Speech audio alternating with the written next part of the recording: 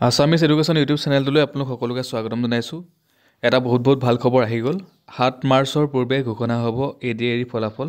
Facebook live যোগে এই মন্তব্য কৰিছে মুখ্যমন্ত্ৰী হিমন্ত বিশ্ব শৰ্মাদেৱে। আপোনালোকে ভিডিঅ'টো চাই লওক এবাৰ।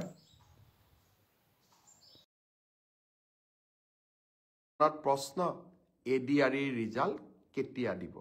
মই আপোনালোকক প্ৰতিশ্ৰুতি দিয়া অনুসৰি একেবাৰে মাৰ্চ মাহৰ ৭ তাৰিখৰ আগতেই আমি ADAR ৰিজাল্ট দিম।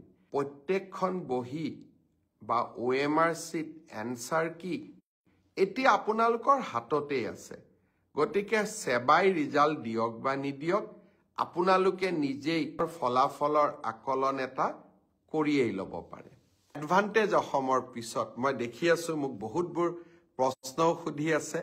কিছুমান প্ৰশ্ন মই চাই ল'ম আৰু গোটেইকেইটা প্ৰশ্নৰ উত্তৰ মই এডভান্টেজ অসমৰ পিছত আপোনালোকক দিম। বিশেষকৈ ADAR ৰিজাল্ট কোন তাৰিখে দিব, অসম পুলিচৰ ৰিজাল্ট কোন তাৰিখে দিব, প্ৰাদেশিকৰণৰ কাম কোন তাৰিখে আৰম্ভ হ'ব, এই গোটেইবোৰ ৰিজাল্ট এই গোটেইবোৰ খবৰ, গোটেইবোৰ প্ৰশ্নৰ উত্তৰ এডভান্টেজ অসমৰ পিছত দিম। তোৰ মনত প্ৰশ্ন ADAR ৰিজাল্ট কেতিয়া দিব? মই আপোনালোকক প্ৰতিশ্ৰুতি দিয়া অনুসৰি একেবাৰে মাৰ্চ মাহৰ ৭ তাৰিখৰ আগতেই আমি ADAR ৰিজাল্ট দিম।